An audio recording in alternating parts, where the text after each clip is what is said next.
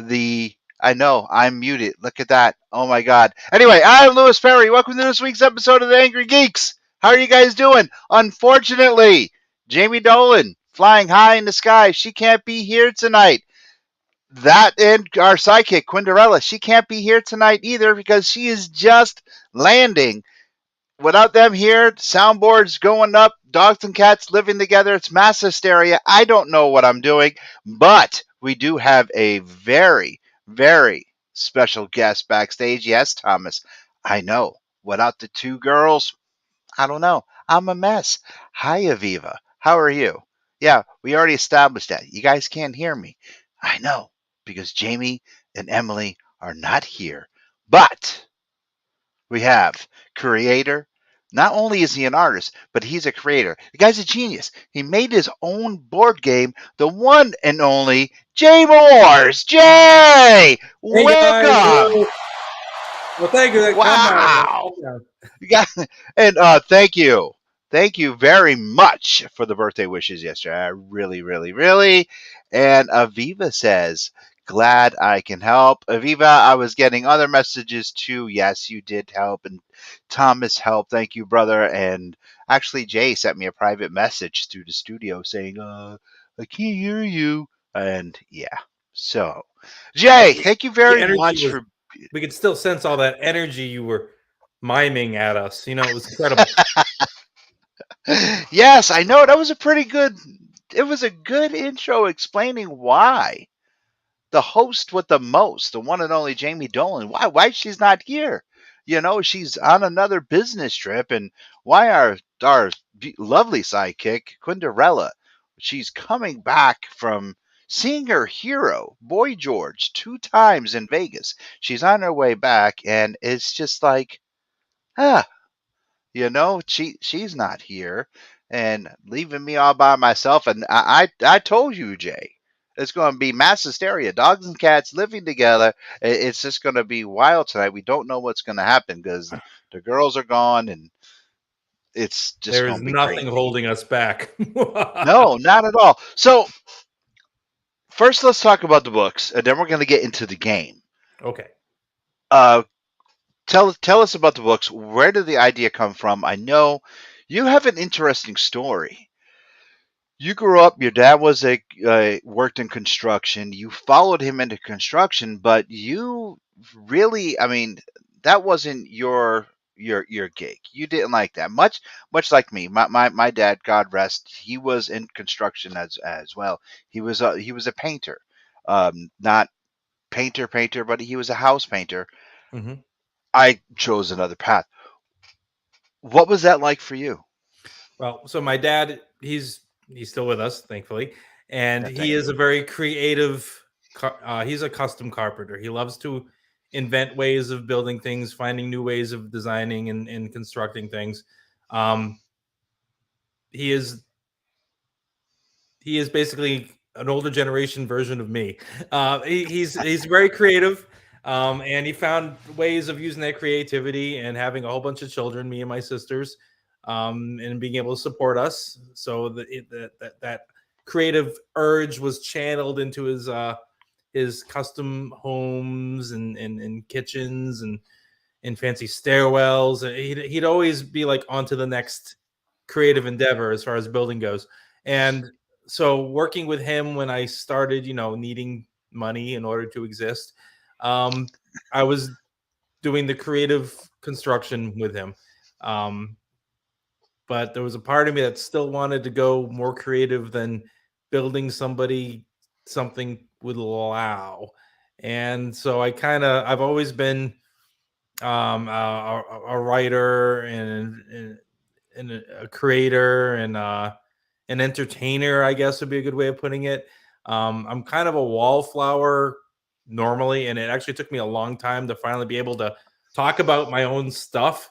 Like that was the hardest part when it came to like conventions and self promotion.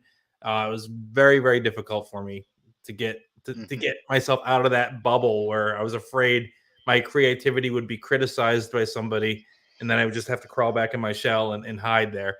But yeah, I started in construction, and then it just kind of my parents were always very supportive of whatever I wanted to do, and I've made it happen.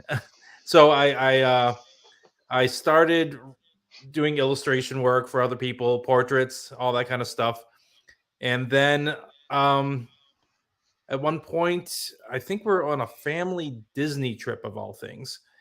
I was thinking about how Disney keeps looking for different fairy tales to retell, and I was just thinking to myself, why don't they just write a new one? And then I thought to myself, why don't I just write a new one? So I did. Mhm. My first solo project in my adult years was a novel I wrote called Illweed, which I'm sure you've seen it before. It's Yep. been with me since I started doing conventions. Um, it was my first solo project, the first time I ventured into writing beyond storytelling from back in the days when I used to play Dungeons and Dragons and stuff. Yeah, hi Grimlock, I see you over there. Well, don't worry, Willow will be out soon. Don't worry. Yeah. Grimlock says, "Hey, me Hex want to see Willow." Yes, Okay. he calls my puppet Willow, Okay. but we'll get there. Yeah, we'll get there. So I wrote my own book, and then I started writing a second book, which was called Autumn Gray. The problem with Autumn Gray is that I had this huge epic story I wanted to tell, and it was going to have to be multiple books. And I had a lot of long drives doing construction at the time.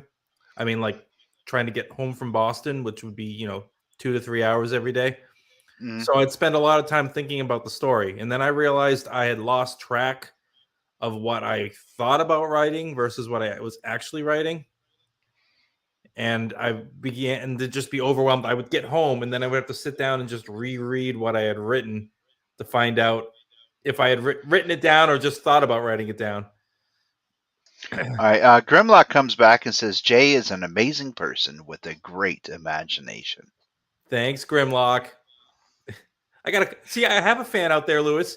Yes, you do. So, in these long drives, have you ever thought about a tape recorder, just picking up something and saying, just talking to yourself as you're driving and dictating to to the tape recorder of what you were doing? I did think of that. The problem is a lot of the time I was inspired by music. I would Okay. actually play different kinds of music to get me in the different modes of the story. And I know that trying to speak to a tape recorder while music was playing would probably be a little catastrophic. Um, so what I ended up doing with that book is I started breaking it down to smaller sections so that I could manage it. And it was actually the first book that I decided I was going to try my hand at making a comic with. Okay, let's talk about your inspirations. We talked about this before on earlier first year episodes of Angry Geeks. Newer fans probably, I know, first newer fans probably don't know this, and fans on Pod TV probably don't know this. What were your inspirations? I mean, who are the ones that inspired you?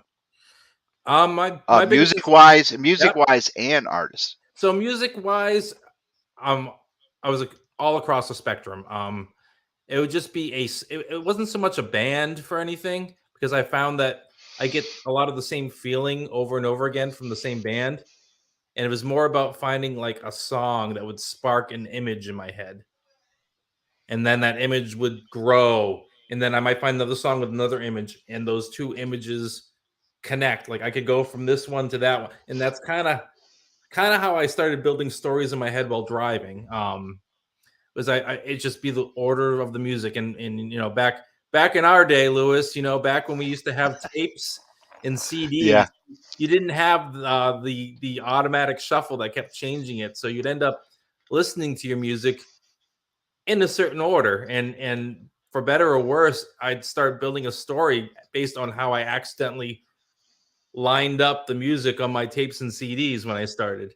A lot of times it was like spurred by a weird dream I had one night. And then when I get up in the morning, I'm like, think of a song that would go with that dream. And then boom, off I go, So that's That kind of how it started anyway.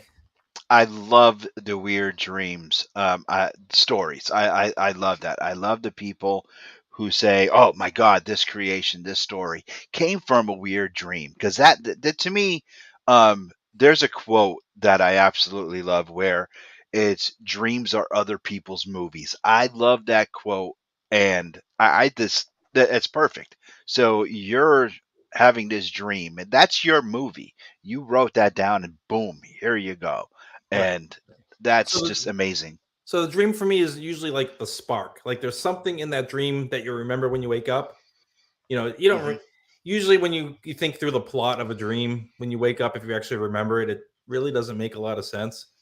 But there's something there's a kernel in there. There's that thing that you connected to, which is the reason why you still remember it right now, even though like bits of it are starting to like flake away from your memory when you wake up. But if you can hang on to that kernel, and you can, every once in a while I do, and I hang on, I'm like that made me feel something different than I can put words to, which is why then I look at music, because a lot of times music can give you emotional connections that you again can't put words to. And Emotional content. Yeah, yeah, yeah, yep. for sure, for sure. Art wise, who are some of your influences? So I don't come from a background of collecting comic books. Shh, don't I tell know that. anybody. I know that. um, my favorite comics growing up were Far Side, Calvin and Hobbes, Garfield. I think I loved Heathcliff because it was almost like Garfield, and I had caught up with all the Garfield comics. So Heathcliff was like side B Garfield for me. um, but I used to love just I used to love those comics, and I loved it when they'd actually go into a little bit of a story if you actually read them sequentially. Hmm. And you know, I just I like the humor. I found it like it doesn't take itself too seriously, which I always appreciated. Um, I'm a bit of a completionist. If I was always afraid to get into comics because wherever I'd step in, I would have to get and read everything before and then everything after. And so I couldn't step in the middle. If I was going to pick something, I would have to pick an issue one of something. You know what I mean? Yep, I get you. Start from We're there. gonna take. So I want to start here. And in fact, right now with the comics I do collect, I usually collect trades, and I go once I decide like a genre, people recommend it and stuff. Um, I will actually go get trade number one. I'm like, that's it. I'm starting where this started, and it's just that's just me. We're gonna take 30 seconds for a 30 seconds for a sponsor, and when we come back, we just got a very special comment, and we're gonna read that comment.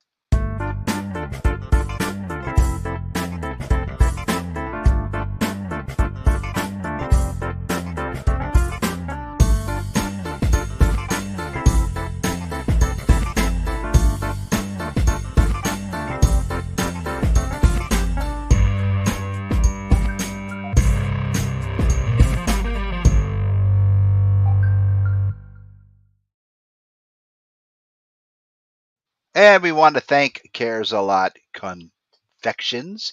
But now, ladies and gentlemen, that Wonder Woman, Jamie Dolan, my sister from another mister. I hope you're being safe. Jamie says, "Hi guys, sorry I can't join you tonight. My plane landed a little bit ago, and I am in an Uber on my way to my hotel. Be safe and just safe travels, okay? Text me to let me know that you're okay, and please just be safe. I worry about her." And she says, "I am safe. Ha ha ha." I just Yes, pictured her with like the helmet on, maybe wearing in the bubble suit or something. Yeah, are you crazy? She could probably beat both of us up, Jay. I Anyhow, definitely would. definitely what? Yes. And oh, and by the way, Jamie, thank you for the nice birthday thing on Facebook. Some of those pictures are my favorite ones of us together, and it made my day. Thank you. Chris Hebert comes in and says, "Love Calvin and Hobbes and the snowmen in scenes. Garfield was great too." Uh, Grimlock comes in and says LOL and have no idea what he's laughing at. And Sophia Happy birthday, Lewis. Well, thank you, Sophia. I got your message yesterday. Thank you so much. And Jamie says, yes, I made the Uber guy wrap the car in bubbles too. You better have. That's all I have to say. You better have. So, so Jay, getting back to your books, Yes, you do have a puppet. I do have I a seen puppet, yes. I seen the puppet in person about a year and a half ago, 2 years ago. Explain the puppet because I know Grimlock is going to want to see the Yes, yes. puppet soon. So, my comic series Autumn Gray, which I started mentioning, was the first comic I started putting together. I'm 8 issues into it now. My fans have been very patient because it's been a couple of years because I kind of got sidetracked by a game that we'll be talking about. Mhm. But so one of the characters, one of the characters that we always see at conventions is a puppeteer named Bill Diamond, which I'm sure anyone that goes to New England conventions has stumbled over his Audrey 2s and his Emmy award-winning Bill Diamond. Yes. Sorry, I apologize, Bill. I did not say his Lord High Award Emmy winning master, Bill Diamond. Um, Emmy award-winning Bill Diamond. beautiful, beautiful. Thank you. Hopefully Okay. he doesn't, unleash his wrath on me for that. But he was reading my comic, and he said, Jay, we got to make a puppet of one of your characters. And I'm like, oh no, I don't want that. I don't want Bill Diamond to make a puppet of one of my characters. That would be terrible. So he did. So Now I seen the puppet in person, and um, Angry Geek alumni Ali actually got to hold the puppet, and it's the thing is amazing. it How is. It long is. did it? How long did it take Bill to make this? I don't know. I mean, obviously, like, when he's working on it, I'll get the hey, I'll do the hey, how's it going? And it'll be, oh, good, good. I've been working on it. I don't know how much time exactly, but it came out gorgeous. In fact, I'll bring him right over here. Yeah, why don't you bring him up? There he is. What's up, Now, guys? How you doing? I'm Simon. Once again, I am on a podcast. I am trapped in this room. It's terrible. where did the voice come from? How do you see the voice, or where did you create the voice? It worked a lot better when Jay had to wear one of those masks. When they had to wear the masks at the conventions. I mean, you would never see his lips move. It was incredible. But but now I just have to kind of like stand in front of him like this, and then we're good. So hi everybody, I'm Simon. Some people call me Willow, and yes, and I am not a puppet. Thanks, Grimlock or Hex. I'm not sure who's typing over there. Hex is one of my buddies. He likes to come visit me at conventions, and we get up to some, I believe the word is Shenanigans. I was actually interviewed by Hex, believe it or not. Hex is an excellent interviewer. You might want to Yes. check your pockets after you're done with your interviews with him, though.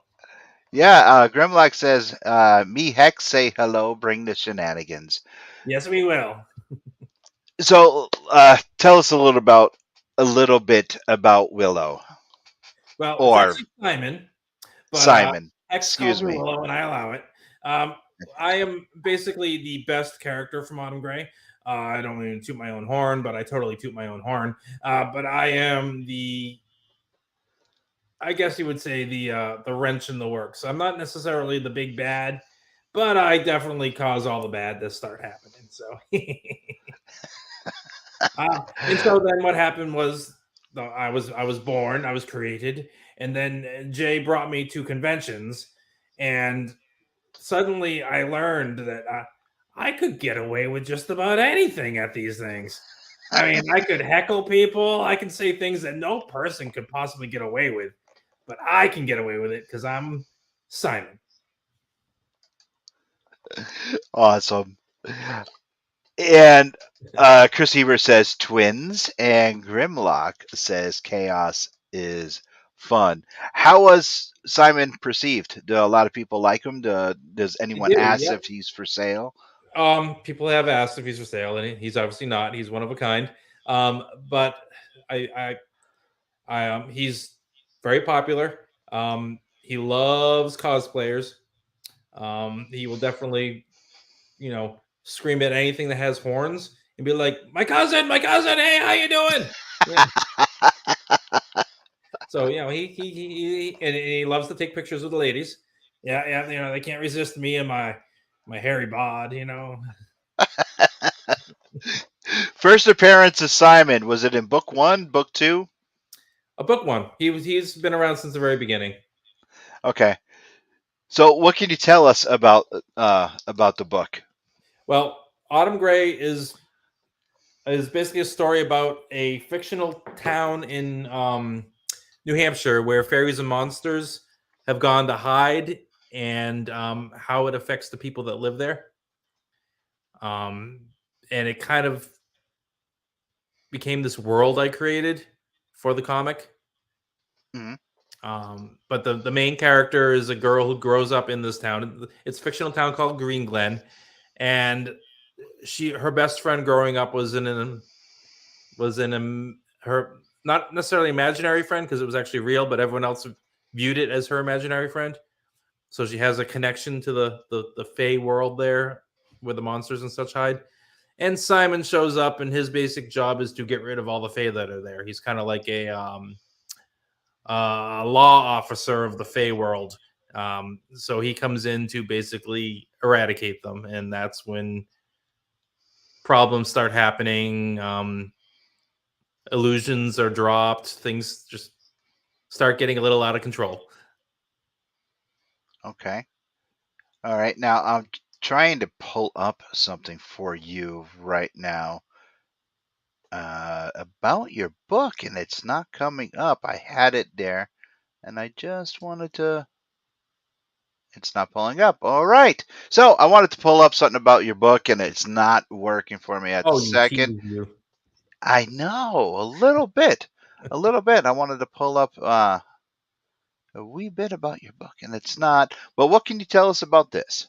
All right. Well, this is my brand new tabletop role play game called Fey. It was launched last year. It's my new big project, and it is quickly going faster than I can possibly handle, which I guess is a good thing. So basically, I created this world for my comic series, and I wanted to tell more stories in this world. But I mean, as you know, Lewis, especially when you're working on a comic by yourself. Hello from the sky, Emily. Emily, yes, we miss you too. Look at that, both of them checking on me, making sure I'm not messing up. Okay. Lewis is doing okay, everybody. Don't worry. All right, so go ahead, continue. Oh, geez, where was I? Oh, so I created this world for Autumn Gray, and I Yep. have about a billion other stories I want to tell in this world that I created. And I don't have enough time to make that many comics. So I decided, because I had no time, let's make a game. Let's design a whole game from the ground up, all new rules. Yeah, that shouldn't take any time at all. So 2 years later, I had the game done. So did you model the game after D&D? How hard is the game to play? Can anyone play? Like can grandma play if she picked up the dice? Or So, yep. So what I first did was I was thinking about creating Fae as what we call a homebrew of Dungeons and Dragons, where you create your own alternate rules and use an existing system. But I was starting to look at Dungeons and Dragons, and I have not played Dungeons and Dragons since second edition back in the 90s. So this fifth edition, which is out now, is very different. And I was getting frustrated with a lot of the rules and the complexity of it. And I started watching YouTubes, and I constantly watching people, they have to grab the book and they have to double check, this and that and the other. And I'm just like, there's going to be a more streamlined way to do this. So I decided I was going to invent a more streamlined way to make a game. The great thing about Fae is that you can sit down with a group of people. If you pre-make the characters for them, you guys can basically start playing full speed ahead in about 5 minutes. okay. So once you learn the basic rules of the game itself, which there are like 2, then you know how to do everything in the game. Which is, I kind of wanted it so you could take your friends that know how to play board games, and that you have enough of an ability to remember the rules from Monopoly, then you have more than enough ability to remember all the rules to this game. I wanted it to be like almost like a gateway drug. Like anybody could just sit down with their friends and just start playing this without like having to hand a 300-page book over to somebody and say, "Here, you need to read this first." You know what I mean? So how long would one session of the game play? I mean, Uh, how long would it take? It totally varies. So for conventions, for instance, I created what I call one shots, which are like single adventures with pre-made characters. Every person picks out one of the characters, and then you sit down at a table, and you get the character sheet, and you get a sheet that tells you about the character. Emily's never played Monopoly. Well, Yeah, you got to remember, Emily is like 10 years old. okay. So we, um, we I've had kind younger of have people to. playing this. Okay. So I have these one-shot adventures that I made for conventions, and they have pre-made characters. So everybody gets a character sheet and then a sheet that tells them how their abilities work, and it has like a little bio about their character. Okay. So basically, everyone picks out a character. I hand everybody the characters, and then in about 5 minutes of going over the rules, I said, if you're still confused, we're going to start playing. You're going to figure this out so fast. And even in the commotion of a Comic-Con, when we're huddled at a table with people like bumping into people's backs and walking around the table, and there's cosplayers running by and announcers on the intercom and stuff like that, like we can still follow and play the game, and everybody at the table can understand at least enough to be able to be engaged and know how to play. You know what I mean? Okay. Yeah, no, absolutely. We're going to take 30 seconds and we're going to be 30 seconds and we're going to be right back to learn more about Faye Square Collectibles. 39 Wedgwood Drive, Suite 232, inside the Slater Mill Mall. Pokemon every Saturday mornings. Become a Pokemon Master. Magic the Gathering every Friday night. Comics, toys, vinyls, diecast, and more. Find your inner hero at CH Square Collectibles. Proud sponsor of the Angry Geeks show. And we want to thank CH Square Collectibles for once again keeping the lights on here in the Geek Lair. And actually, for asking us to bring... for bringing me here. Yes, thank you. Yes. But I also like to make an announcement about their shop. I'm actually going to be there with Faye on March 3rd at 6:00, and we'll be playing Faye. So anyone that wants to show up and play Faye, come on down. You don't have to know how to play it. I'll teach everybody there. Yeah, because you're going to play Faye instead of Magic. Am I correct? Yes. Yep. Yep. So, okay. Ted Groves comes in, and Ted says, I was honestly intimidated to learn a new RPG, but it sounds like Faye might be a good game to take up lightheartedly. So I didn't even mention the premise of Faye. So in Faye, yes, please. The players are all playing monsters. You are, instead of being heroes that battle monsters, you are in the modern day human world, and you are the things that go bump in the night. You are the things that tie shoelaces together when no one's looking. You are the ones that steal the left socks. You are the ones that take the teeth from under the pillows. Basically, it goes on and on. And you can be your inner monster, basically. The main premise of Faye is that you are a monster hiding in the human world, and the worst thing that can happen is being discovered. Wow. And how did you come up with this premise? Well, I mean, this has never been done before, I don't think. There have been some games similar. And they've definitely influenced some of this for me. But Autumn Gray is about fairies and monsters hiding amongst people and ruining their lives, basically. So I figured, and so many like tabletop role play games, people love to let out their inner monster. Anyone who's played Dungeons and Dragons probably knows the term murder hobo, which is what you call a party that just decides that its moral compass is horrible, and and it just decides it's going to tear its way through everything. See, Emily knows. Yeah, Emily says story of my life, and Chris So, Hebert comes back and says that he can't wait. so in Fae, I've had groups that play very useful, good characters. I've also had groups that barricade the doors at a mall and make sure there are no survivors. You know, they basically barricaded the doors with tables and things, and then turn around and made sure there were no witnesses left. Anyway. Now, the type of monsters in the game, elaborate, please. Well, basically, I have a large spectrum of different creatures. You can basically play anything from a 4-inch tall fairy to a 10-foot troll. You can play leprechauns. You can play mogwai. You can play salamanders. You can play. So what I did was I researched common Fey creatures. Yes, you can play goblins, Grimlock. Yes. Grimlock, very, very, very, very interactive tonight, which is great. We really love your comments going on. You said Mogwai. Yes. Gremlin Mogwai or Gizmo Mogwai? What I did was I stripped back Lord of the Rings, Dungeons and Dragons, Spielberg movies. I stripped back from the modern images and researched the original concepts of these things.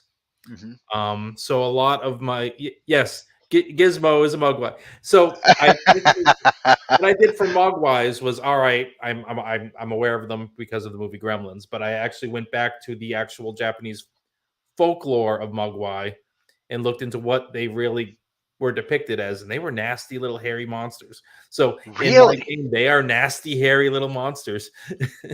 Okay. They don't turn into gremlins if you feed them after midnight. And you can get them wet without having a lot more of them. But basically, I researched a lot of different cultures, fairies, and folklore, and wanted a sprinkling of different kinds of creatures from different folklore. Chris Hebert says, Mogwai, don't feed me after midnight. Yeah, you'll get indigestion. You'll be real cranky by morning. I know, Chris. Okay, so continue. So in the starting book, there are 35 different races to pick from. Right. And they vary in size, like I said, from 4 inches tall to 10 feet tall. There are banshees. I have some other like races from different cultures, like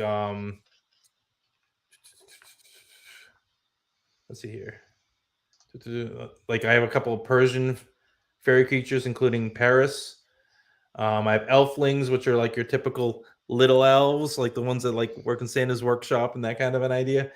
Let's see here. Yakshas, which are like a Jekyll and Hyde monster from they're from Hindu and Buddhist texts. So I wanted to encompass a lot of different cultures, fairies and monsters into this. Mm-hmm. So I picked out a starting. I figured 35 races was a good place to start to pick from for your first character. But you can always create your own too. It's the system's designed that you can like your imagination is the limit. Okay. Ted Graves comes back and Ted says, you said that the setting is in New Hampshire. If cultures from around the globe have representation in the influence in your game, does that mean the setting can be equally diverse? So the setting for Autumn Gray, the comic series, is New Hampshire. The setting for Fae is anywhere in the modern human world. So you can play this game in your own backyard. You can. I have a module which is a convention module, and I usually grab a map of the convention that I'm at, and that's the convention that we're actually playing in when we play that module. So where is the game available? Is it going to be available at brick and mortar stores, off your website? If people are not going to the convention, Yep. Say somebody out in Colorado, and you're not going to Colorado Springs Comic Con. Say you're not making it out there, and Yeah, I'm not making it to that one this year. okay, but say someone out in Colorado Yep. wants to get the game, where could they find it? So you can get the game digitally. The least expensive way to get the complete rule book would be to go to drivethrurpg.com, which is the biggest online database of digital RPGs. And you can go right on there. You can purchase and download the digital version of the full rule book. Other than that, you can always go to my website. Would it be easier if I typed it in somewhere here? Yeah, Maybe go right ahead.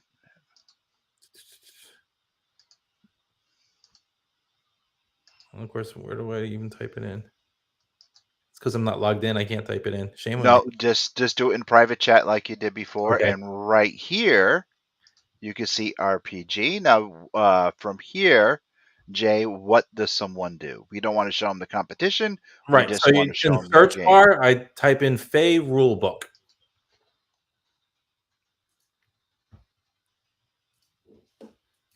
And it comes right up right there. Look at that. $25. The full game. Yep. The full game right here. Now, what's this character right here, Jay? The one that's on the cover. Yes. That is actually there are three in the lore of the game. The reason why there are Fey creatures in the human world right now is because there are three of the rulers of the Fey world are allowing it, and one of Okay. them's name is Luna, and this is Queen Luna. She's actually kind of the peacekeeper. She's allowing her Fey to go into the human world to make sure that the troublesome ones are squelched. So she's kind of like the don't want to mess with the humans, but we're going to make sure no one else is messing with the humans kind of thing. Okay, now the pages is 240 pages. You Yep. are the author, you are the artist. Okay. The file size is 122.46. The format is original electronic, and you last updated February 17th, 2023. So that Yep. was just a couple days ago. What Yeah, a was the couple days update? ago, I just got the digital up. What happened was I fully funded my Kickstarter last year. We Okay. got it just under 300%. Then I threw it on Indiegogo to continue sales, and it continued to go. So it was fully funded. I was able to print the book hardcover, which is awesome.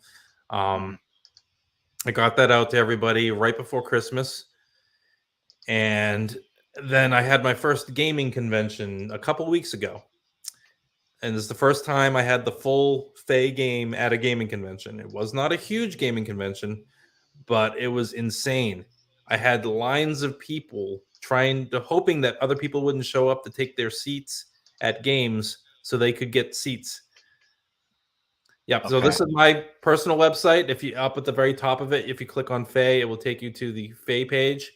Doesn't have a ton of information, but the store has all the books. So you can actually order the books through here. $40. I'm teasing. It's well. Oh my God, $50. I'm once again. I'm teasing. This is well worth the price. 235 pages, 107 pages, and 2 campaign adventures in black and white, and 3 one-shot adventures in color. This is just amazing. Now, how popular? What is the feedback? Rather, not how popular it is. What's the feedback in conventions as your people are playing this? So, like I just said, I've done a couple Comic Cons with it, and it's been doing great, especially considering people aren't there for RPGs. But the first gaming convention I did. So I don't know if you're that familiar with gaming conventions or folks on here. It's kind of a different beast where you buy a badge for the duration of the convention, and then you basically usually it's for free, but some of them they charge. You buy tickets for specific games. So basically, you make your schedule, and a lot of these things are like 24 hours. They start like on a Thursday at noon, and go all the way till like 2 o'clock in the afternoon on Sunday. And it's just, there are games that go overnight. There, just the gaming halls. There's this, rotations of people that are up, but it's just games, games, games. So Terrificon. Ah, Uh-oh. yep, okay. Oh, sorry. All right. Emily says that, geez, Lewis, and you're lucky my face isn't on tonight. Oh, see, I'm in trouble already, and I didn't even do anything. And it is now time for question of the week, and we'll get right back to to the gamer cons and stuff like that. We'll get right back to that. This week's question of the week is brought to you by Alternate Universe LLC in Milford and in Connecticut. Make sure you stop by and see Eric and the guys, especially on Wednesday when it is free comic book day. Make sure you stop there and tell them that the Angry Geeks sent you because they are Angry Geeks approve. And just tell Eric and the guys, yes, you want to buy comics. Anyway, this week's question of the week. Are you ready, Jay? Please, everyone at home, make sure you answer this question. Is cereal soup? Why or why not? Again, is cereal soup? Why or why not? Jay, answer the question. No. Cereal is not Why? soup. Why not? Cereal would you eat the ingredients raw out of a soup for a soup without the broth? With cereal, Well, people snack on cereal all the time. Chicken, right? Noodles. You eat the noodles, right? After you go to. Yeah, you could cook the noodles and eat them. Yep, you could. Okay. You can eat cereal without milk.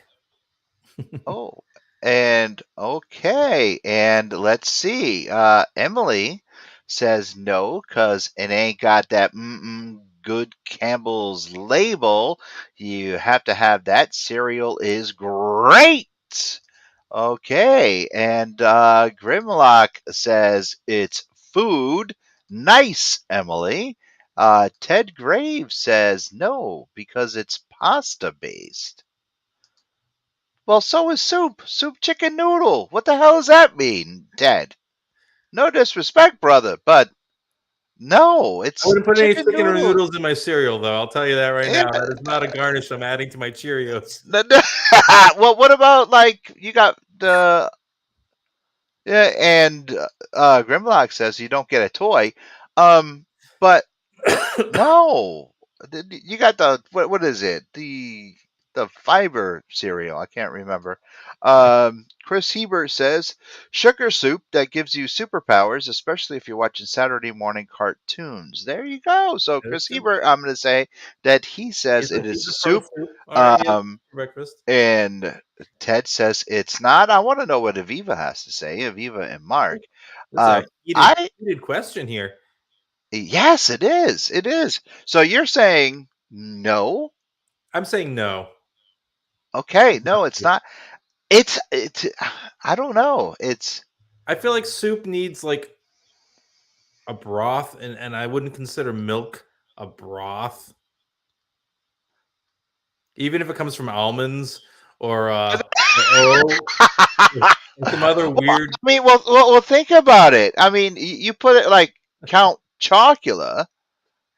So there are Aviva jumps in and says soup is cooked. There are cold soup. No, there is cold soup. Batman, 1989. Pretty nasty. Fishy Swan, sir.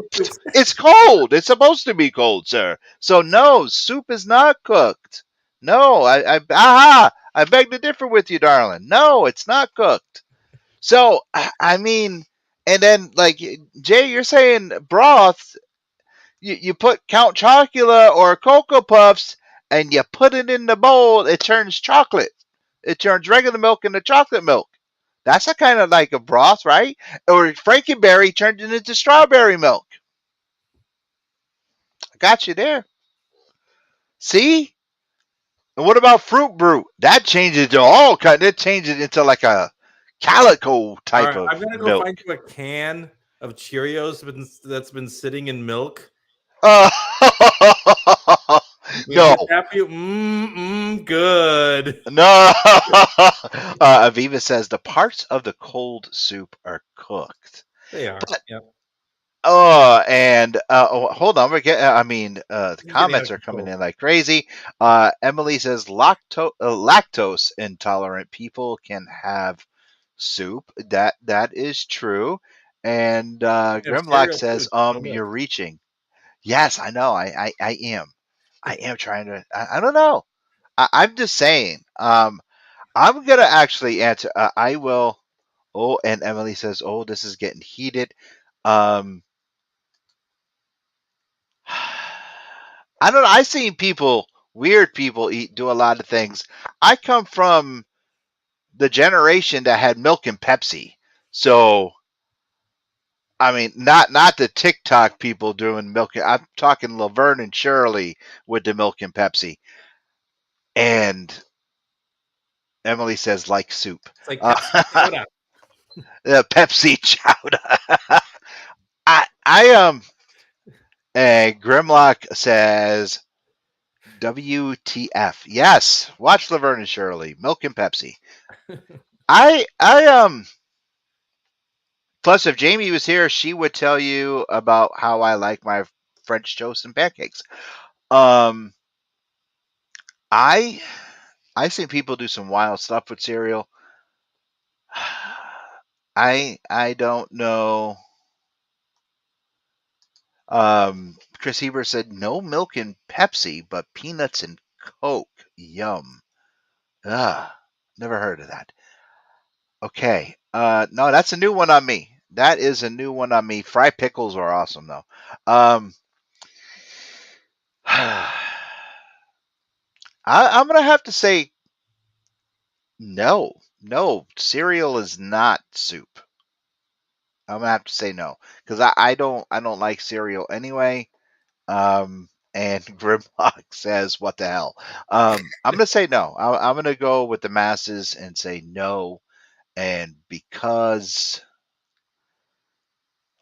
I don't like cereal. That's why. That's my answer. Because I don't like cereal. I'm just trying to stir the pot and get the argument going, but no, not at all. Not. No, no. No. Anyway, yes, I've been to a gaming convention, and I understand what you were talking about. Thank you, everyone who participated in tonight's question of the week, and I'm sure next week will be just as bad uh, for the question. But anyway, thank you, Alternate Universe, for bringing us this week's question of the week. Jay, I have been to a gaming convention, and I understand where you're going for video games and board games. They do last forever. Um, I was just wondering the duration of your games. I did play Dungeons and Dragons as a kid, teenager, and those campaigns can go on They forever. We had can. to take a break, come back to the campaign because everyone had a curfew. That's why I Right. was asking you what the duration of the campaign So was it all for. it all depends on the players and what kind of a get together you're doing. Like I said, I created these one shots which are designed to be anywhere from 2 to 4 hours long. Um, Okay.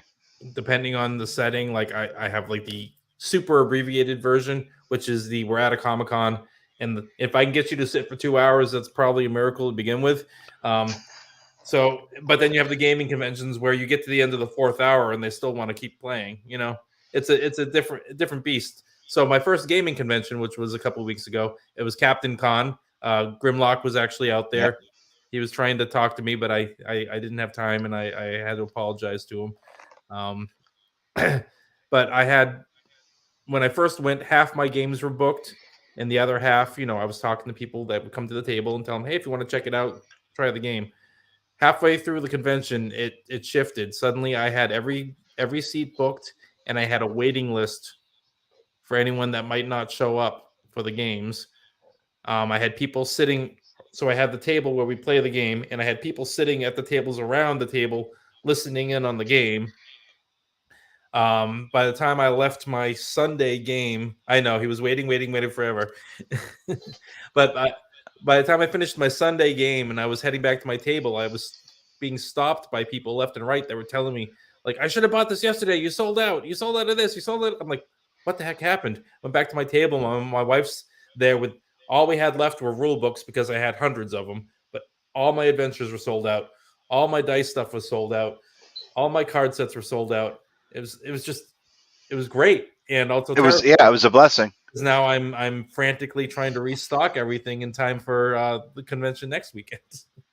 That's a good thing. That is a tremendous thing.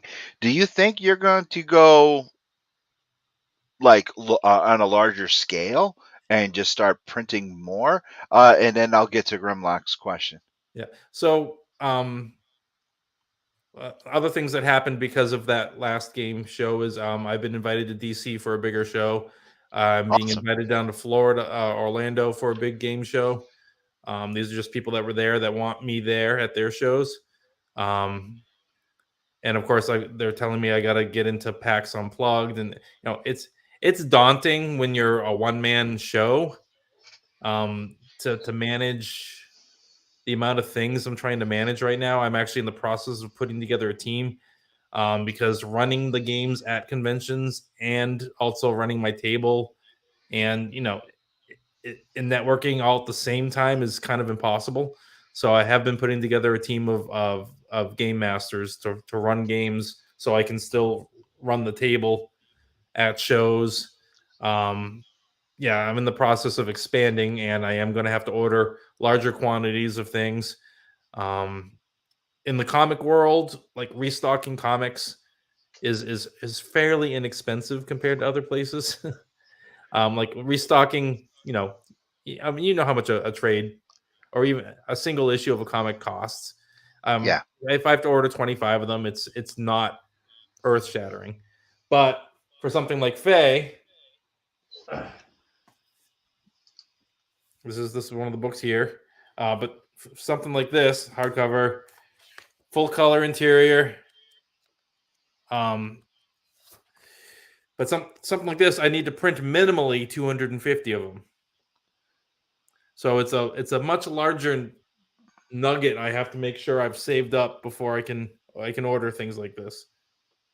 Hence why the pricing that I was busting you on. It's well worth it for the consumer to buy a $50 book, buy a $40 book, because it's worth it. Right. Go out there and buy it. Support this guy. Support his family. Buy this book. If it's being sold out at a convention, you're missing on an awesome game that you can play with the whole family. This is like, yeah, I had a get group. away. A group that had a 7-year-old and a 6-year-old kids, and they bought the book at the convention. And they brought it home, and the kids were looking at it. They wanted to play, so they actually on a lark. The kids could barely read, and they're playing Fae with them, and now they have a campaign. The kids are creating a black market tooth thing where they are stealing the teeth ahead of the tooth fairy and then selling the tooth to the tooth fairy. That's brilliant. Yeah, they came up with that. I'm like, what? Like, I'm hearing stories of people coming up with these different adventures, and they're just great. That's brilliant. That has to make you feel good. Any chance of doing a contest? Doing some kind of contest where you guys give me a story and I'll make give me your campaign and I'll make a story about it, and you'll get you'll get props for it. You'll get something of it. Yeah, I'm looking into that. So I had a couple other artists work on this this game with me. Jim Lawson from Teenage Ninja Turtles did. Yes, a good friend. Yep. Ryan Santos, which I'm sure you also know, great artist. Rusty Gilligan did some work for it. Yep. And they all did it because they love the project. They just were like, "What can we do to help, Jay?" And I was like, well, how about a couple pictures so I don't have to do 400 pictures on my own? Maybe you can do a couple of them. All right, last comment right here is by Chris Heber. Creators are the ones who invent the worlds we live and play in. Jay is a great creator. All right, Jay, I'm going to pull up your website for one last time before we end our evening. And this is your website for Autumn Gray. This is right here. You can get all Jay's books, his art prints, Woo. everything. Jay Mooers. Stop by his website, but most of all, go here and get Faye. Get the adventure pack, get the player's guide, get the Faye rule book. In my opinion, that is the best buy. Family night. Get the kids away from the computers. Get the kids away from the PS4s and 5s and the Xboxes and play this. Sit down with the kids. Play this game right here. This is made for all ages. And you know what? I'm going to throw in something right now. If the kids are afraid of the dark and they're afraid of things that live underneath the bed or in the closets, let them be a monster for a change to show them there's nothing to be afraid of. Let them play this game. And then maybe, just maybe, it'll solve them. Then, of course, Jay's giving away comics, old comics, free right here. Yep. Get on there and get the kids some free comics. So go to Jay's website, check him out, find him on Facebook as well. He's a great guy, absolutely Angrygeeks approved. That's all we got for you tonight. Jay is an awesome, like I said, Angrygeeks approved. Anyway, thank you for joining us tonight, Jay. And for those of you listening and watching, thank you for joining us for this hour. Jamie and Emily send their love, as you know. Find us wherever you listen to your favorite podcast. Find us on Pod TV. Find us on YouTube. Find us on Public Access TV. We are everywhere. We're like the king and queens of social media. We're like rocking and rolling. Anyway, and tomorrow night, I got to say, Faces and Heels podcast, we are not on tomorrow night. Jack Purcell, much needed vacation. So if you want that wrestling fix, you're going to have to wait until Jack comes back. But here's something to hold you over.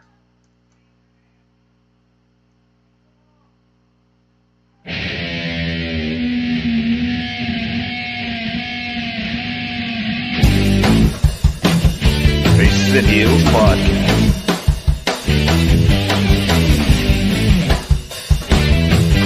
One handsome devil.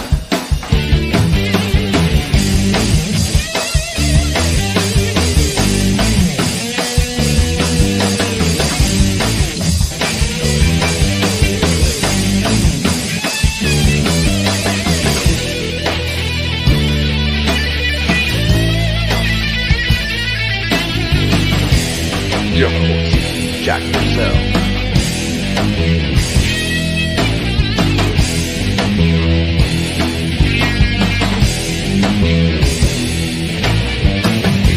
Scissor me, daddy ass.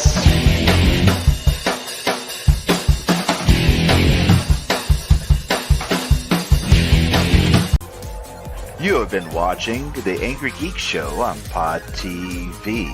Visit our website today. And for guest bookings, email us at theangrygeekshow@gmail.com today.